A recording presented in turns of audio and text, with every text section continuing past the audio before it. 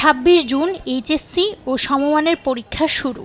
চট্টগ্রাম বিভাগের 11টি জেলার প্রায় 2 লাখ পরীক্ষার্থী এবার অংশ নিচ্ছেন এই গুরুত্বপূর্ণ পরীক্ষায়।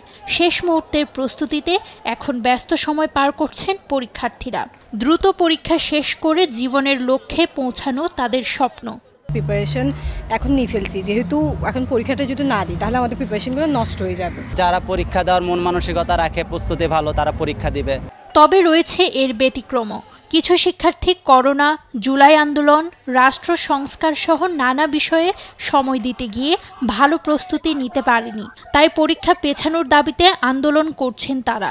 আমাদের বন্ধু বান্ধব করোনা আক্রান্ত, ডেঙ্গুতে আক্রান্ত, আমরা চাচ্ছি না আমরা যে একটা ক্ষতির সম্মুখীন হই, ওইটা আমরা চাচ্ছি না। আমরা চাচ্ছি যে এমসিকিউ এবং আমাদের যে সিকিউ কোশ্চেন আমরা একসাথে পাস চাচ্ছি। তবে এ নিয়ে সিদ্ধান্ত হয়নি বলে জানায় চট্টগ্রাম শিক্ষা বোর্ড। এমসিকিউ, সিকিউ, ব্যবহারিক তিনটাতে তারা কমপ্লিটলি একটা মার্জিনে অর্থাৎ 33 পাইলে তারা পাস চাচ্ছে।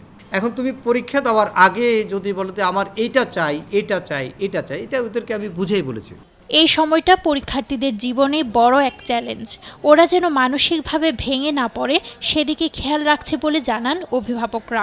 পরীক্ষা যদি পেছালে বাচ্চাদের এটা ভেঙে যাবে, একটা যে একটা স্পিড আছে মনোবলটা ভেঙে যাবে, পেছানোর দরকার নাই। মা বাবা, ভাই বোন, বড় ভাই বোন যারা আছে সবাই আপনারা তাদের পরীক্ষার দিনগুলোতে বা আগের দিনগুলোতে এই কয়েকটা দিন, এক সপ্তাহ থেকে শুরু করে একটা মাস তাদের প্রতি যত্নশীল হন। শিক্ষার্থীরা ভালো ফলাফল করবে এমন প্রত্যাশা শিক্ষকদের।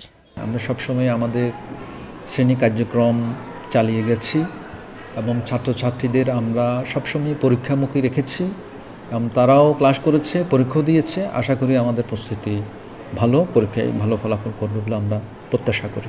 এই পরীক্ষার মধ্য দিয়ে শিক্ষার্থীরা জীবনে এগিয়ে যাবে, সামনের সুন্দর বাংলাদেশ গড়ায় ভূমিকা রাখবে, এই প্রত্যাশা সবার। নিউজ ডেস্ক, দেশ টিভি।